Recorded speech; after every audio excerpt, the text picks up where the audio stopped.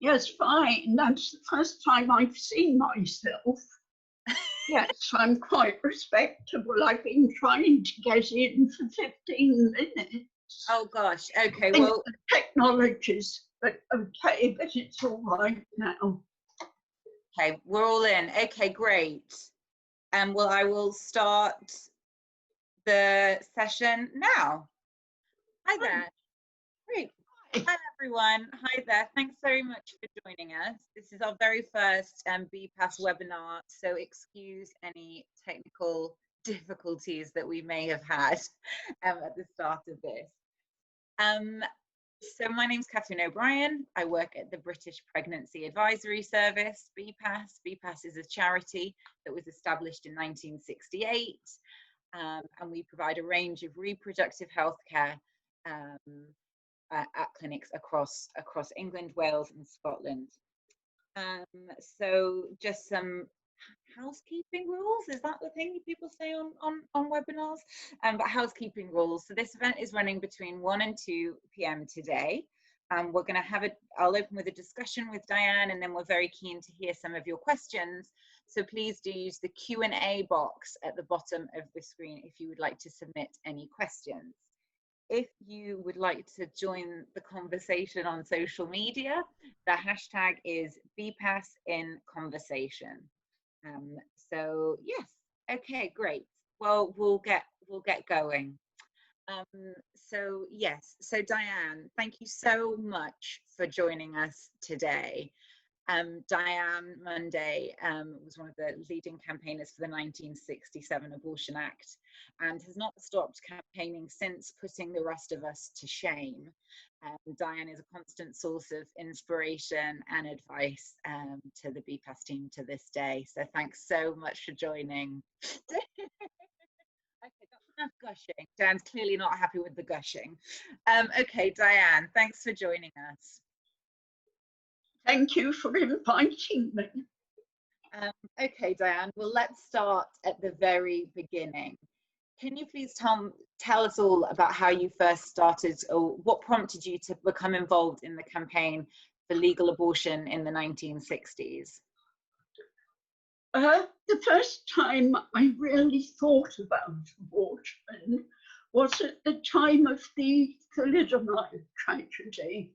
For those who weren't around at that time, this was a drug that was being promoted and given out on the NHS, and which at that time was thought to be completely safe. I, in fact, was pregnant for the third time. I was not sleeping well. I had enormous babies. I was pre-diabetic at that time, and my doctor prescribed it. And fortunately, I decided not to take it. I had a thing about taking drugs during pregnancy. And although we were told that the placenta, the cord, filtered poisonous substances out and stopped them reaching the developing fetus, I wasn't too sure about that. I must say I've always questioned received wisdom. And I had that prescription sitting on my living room mantelpiece for months and never took them. It then transpired that children were being born with appalling limb deformities, hands or feet growing out of their shoulders. I had two friends who both had thalidomide children, and there was a great hoo-ha in the press, as you can imagine. And for the first time, I really thought, if I had taken this drug and knew it would result in a child with enormous difficulties, deformities, what would I want? And I knew with absolute certainty that I would want to be able to end that pregnancy and start another one if I was wanting another child with a better chance of a happier outcome. And somebody wrote a letter to one of the Sunday papers, and I saw it, and it has talked about, the letter talked about the existence of the Abortion Law Reform Association, which I'd never heard of, despite it having been around since the mid-1930s and having really vigorously campaigned for legitimate legal means to end pregnancies. During that time, there'd even been a government inquiry as far back as 1928 that said the law should be changed. So that was the first time I came across it. I joined the Abortion Law Reform Association because I believed women should be able to prevent the continuation of a pregnancy that would end in a severely handicapped child. And I really got on with my life. Then, to my horror, I found I was pregnant again. 4 pregnancies in 4 years. I hasten to add, I had used such contraception as was available then. It was in the days before the pill. And women were very much at the mercy of their fertility. If I'd had a medal, I would probably have got it for 4 pregnancies in 4 years, with only one of them planned. But the minute that pregnancy was diagnosed, I was certain, despite being in a happy marriage, having enough money, we weren't rich, but I knew there was an instinct inside me that said, enough is enough. I cannot have another child. And 65 years later, I remember that moment very clearly, and the strength of my feelings, which led me to believe, and I've never moved from that belief, that abortion is not, as the anti-abortion lobby would have us believe, a denial of maternal instinct. I believe then, as I do now, that it is an extension that comes into play when the time is not right for a woman to have a child. And that was when the beliefs that have driven me for many years really started.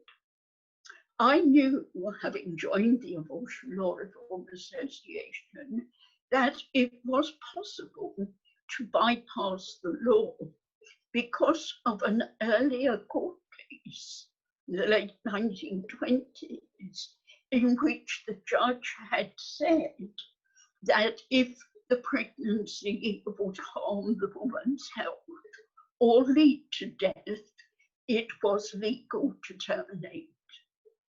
This had not been cast into statute law, but it enabled the law to be bypassed if you could afford it. And that was where my campaigning journey began. I paid for a legal abortion. I saw a psychiatrist and I was charged 10 guineas, that was 10 pounds and a shilling. Very little money today, but quite a lot then. It was the weekly wage for many people. And it was decreed that I was suicidal if I did not have an abortion. I went to see a consultant in Harley Street, and he said for £90, which was an unheard of huge amount of money, he would terminate the pregnancy. And to cut that story short, we borrowed some money from my mother. We went into our savings, and I had my legal abortion in 1961. And oddly, I came round from the anaesthetic remembering a young woman I'd known many years before, 5 or 6 years before, who, like me, was married, had 3 children, and had died from a backstreet abortion. And perhaps I was still groggy from the anaesthetic, because I made a very muddled vow to myself then that I would campaign for women to have the right to have what was then the great privilege of being able to end a pregnancy when the time was not right to have a child or another child. And here I am at nearly 90, still campaigning. That was the start of it all. Wow, that is incredible. I know we've discussed this before, but I do think that it's amazing how one person's, your own individual experience really set in motion the next, as you say, sort of 60 years of your life, really. And well, we're all very lucky that you continue to campaign on this to this day. So tell us a bit about the conversations around abortion that were happening in the build up to the 67 Act. So what were the, you know, the sort of, I don't want to bring it, base it as arguments for or against, but can you give us a sense of how people felt about abortion at the time, and how you managed to move opinion in order to achieve the 67 Act? By the time David Steele took the 67 Act, I had, as I said, joined the Abortion Law Reform Association. I went to the first annual meeting after I'd had my pregnancy ended, and I stood up and said, I have had an abortion.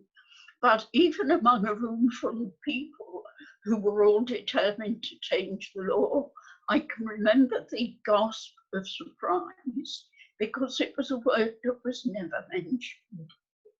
So I had said this. I talked to several people who became very active, and at the next annual general meeting, I found myself on the committee, having never been on a committee for anything in my life before. And during the 60s, we were very, very fortunate. The organisation had been formed in the mid-1930s, was quite successful.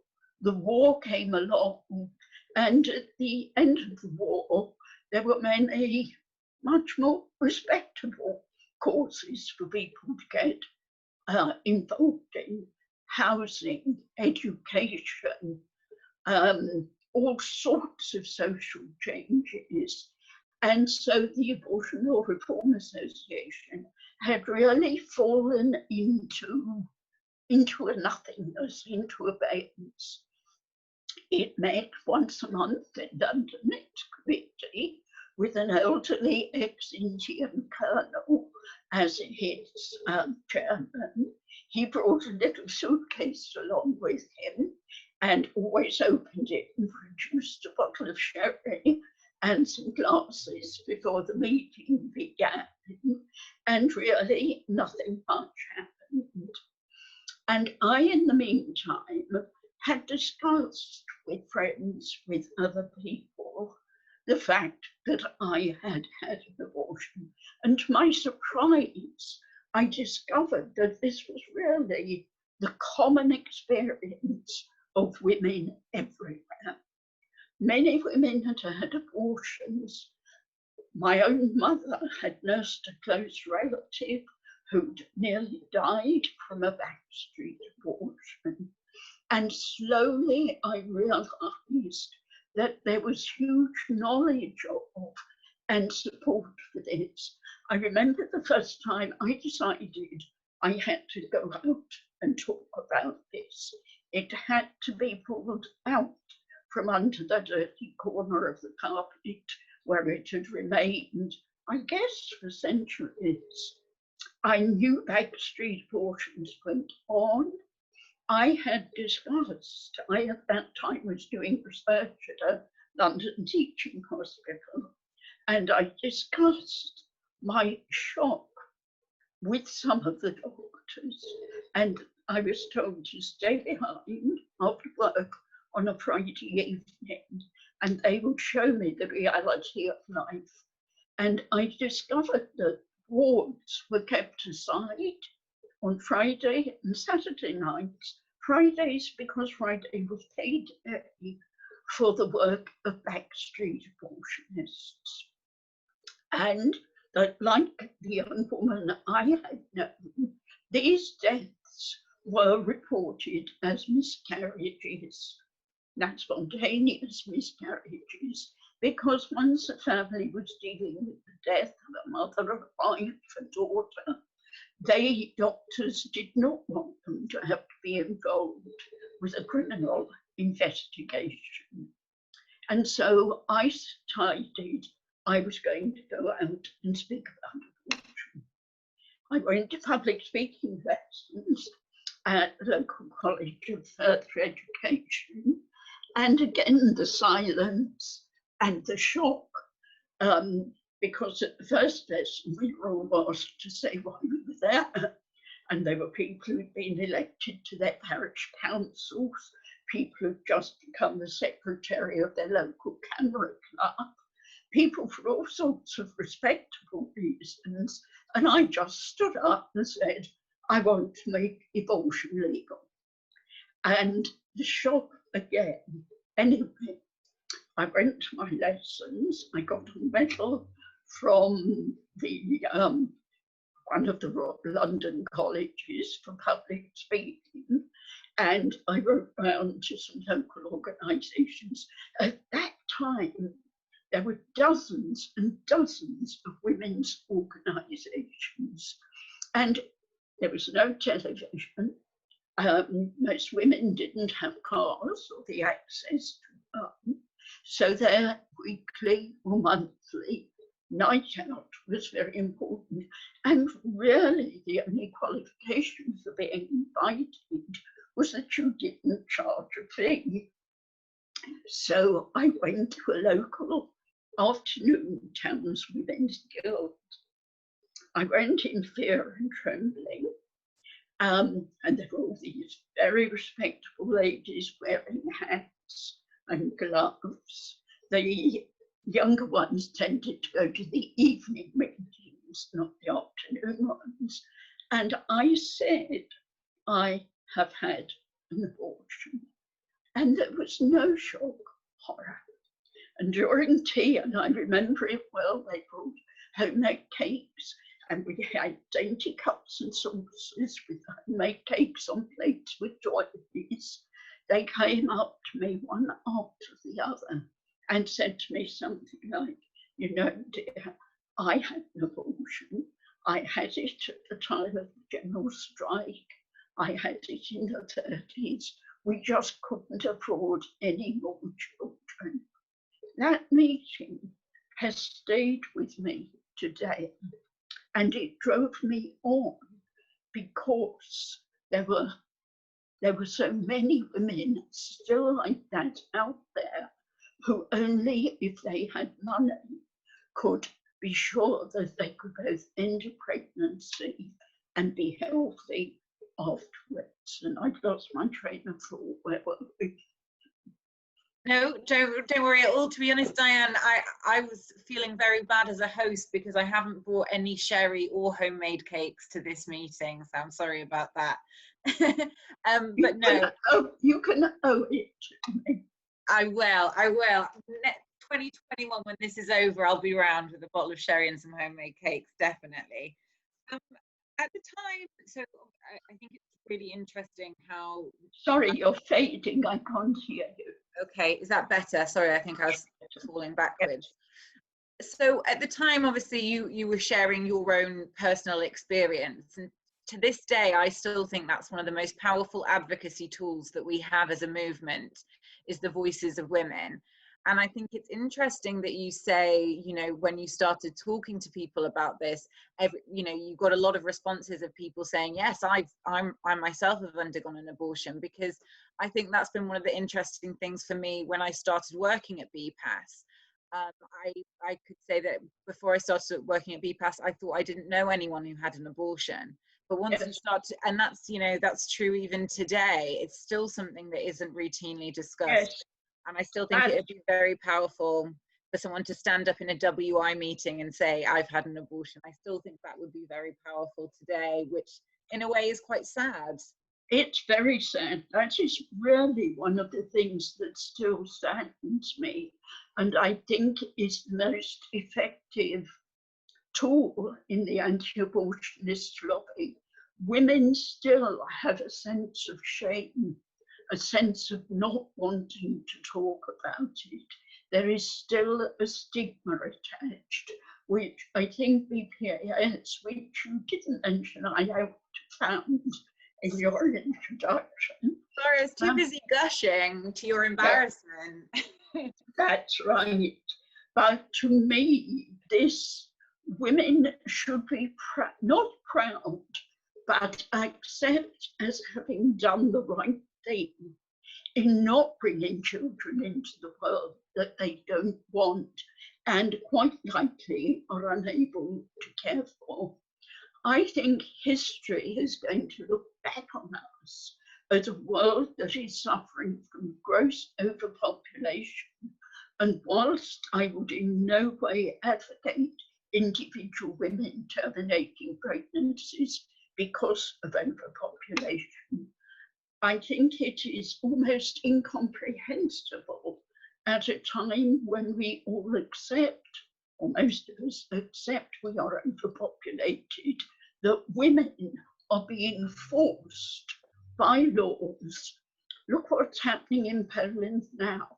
We are moving backwards in many ways, that with this great the pandemic, which has emphasized overpopulation. I sometimes think it's, in my fanciful moment, that it's the planet hitting back. And history will look in horror, I'm sure, on the fact that in many parts of the world, we still force women to have children that they know they cannot care for at that time. Absolutely. Yes. I mean, one only has to look across to Ireland to see that that was something that continued until so very recently, and even still. And still they're not implementing the act that they have it. That was one of my great sorrows about the 67 Abortion Act, but I think I'm jumping the agenda you sent me. That's okay, Diane, that's okay. Well, so just to go back a bit to the time when you were campaigning for the 67 Act, what were the key, where did your opposition come from, and what were their main arguments, you know, when, as you say, there were hospital wards full of women, you know, really suffering as the result of backstreet abortions? What was their main argument against legalizing a procedure that women were having, but were doing so in a way that was dangerous? I now remembered the train of thought I'd forgotten, which is pre the 1967 Act. That didn't come in the blue, out of the blue. I joined the Abortion Law Reform Association, I think in 60, at the time of thalidomide. I was vice chairman and main spokesperson through 61, 62. And during the half decade that preceded the Abortion Act, we had 5 attempts in Parliament to change the law, which failed. David Steele's Act was the culmination of a whole series of bills, both in the Commons and one very important bill in the House of Lords, which had actually passed its second reading.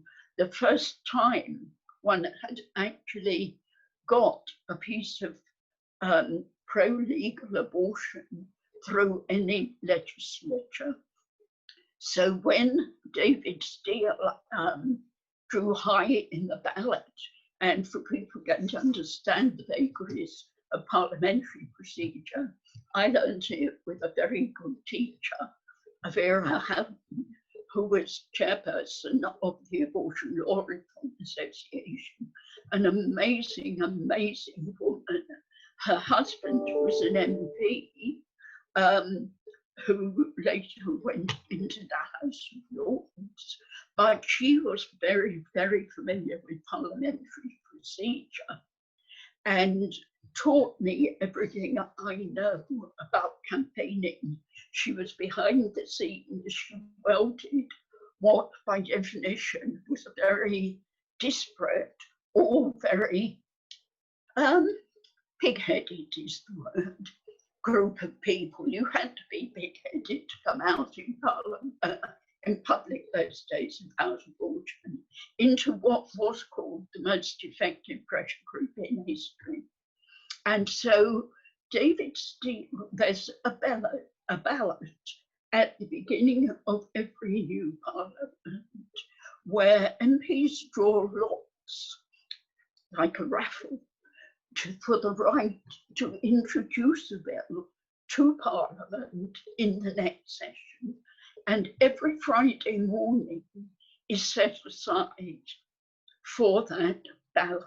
So all the pressure groups descend like a horde of locusts into the central lobby of the House Parliament on the day the ballot is drawn, with designated MPs to come out and tell them who has drawn high, because in fact, because of the timetable, really only the first 10 bills will have any chance of getting through. And one interesting side effect is all the bills are read out on a Friday morning. There are usually time for 2 debates. It's a bit different now. And then the others are read out and can be killed off by an MP standing up and shouting, "I object." And as a personal side story, I was appointed as Justice of the Peace Magistrate in 1969, and I went to the swearing-in ceremony feeling a little apprehensive. I wasn't wearing a hat. I was the first magistrate, I think, in England not to wear a hat. And I wish to affirm I was not prepared to take the oath. And to my horror, I discovered that the judge, the QC, who was a part-time judge, was also a Roman Catholic member of Parliament who had previously leapt to his feet and shouted, "I object," each time the name of the termination of pregnancy bill was announced. And I then had to go and shake hands with him, and he said, "How do you do?" And the words that were in my head were, "I'm so pleased you're welcoming me and not saying I object," because these were the only words I'd ever previously heard him say. But I shook hands, hatless and gloveless. And that was a salutary reminder of the vagaries of Parliament, and that is relevant because the year David Steele drew high in the ballot, we had a February election, and all parliaments tend to end in October, and any unfinished business falls, is dead, it has to start again. But with a February and early in the year election, and this has happened several times since and has worked both behind us, before us, and against us. But because there's only 7-8 months to go before Parliament is adjourned, it runs round to the following October. So we had a very long Parliament, which made it much more difficult to be talked out, because that is what happens to bills. There are only a few hours on a Friday. Usually people talk You could hold it for the whole of the Friday. And one parliamentary method for getting rid of a bill is to talk till there is no longer time. And I must say later on, as it was a legitimate tactic, I have spent many, many hours scribbling speeches for MPs to stay on their feet, talking and talking and talking. I did that all night, the night before we finally got the vote, so that it couldn't be talked out.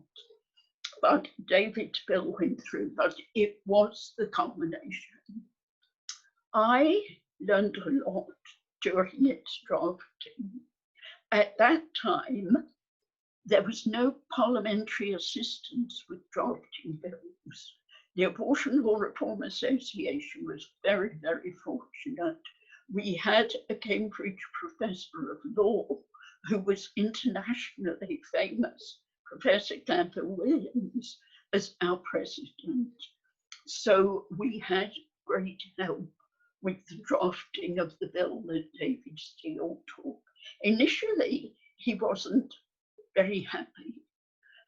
The MP who volunteered to take it had come at the top of the list of the ballot, so would get the #1 place.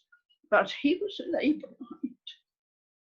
And the previous bills, which had not succeeded, we'd had one from a very sparky left-wing woman, Granny Short. We had another from a Knight of the Shires, a Tory gentleman. And it was very important to show that we represented a broad base. And I think it was, my memory is not as good as it was, I think David Steele came 7th in the ballot, which meant he had a good chance of getting a hearing. There weren't that number of bills before him.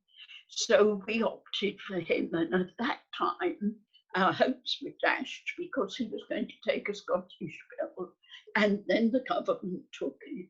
So we had our champion. And the bill actually got a second reading. And again, jumping the gun on your questions, interestingly, all the major medical bodies opposed it, except the Royal College of Psychiatrists. And if you look back, that really isn't surprising, because abortion was illegal, because many women died or were left very badly damaged, perhaps sterile, perhaps very ill, needing to have their wombs removed. That was all the trainee doctors had ever seen. Young, impressionable people, and the word abortion for them conjures up the picture of these septic, dying women that filled wards on Fridays and Saturday nights.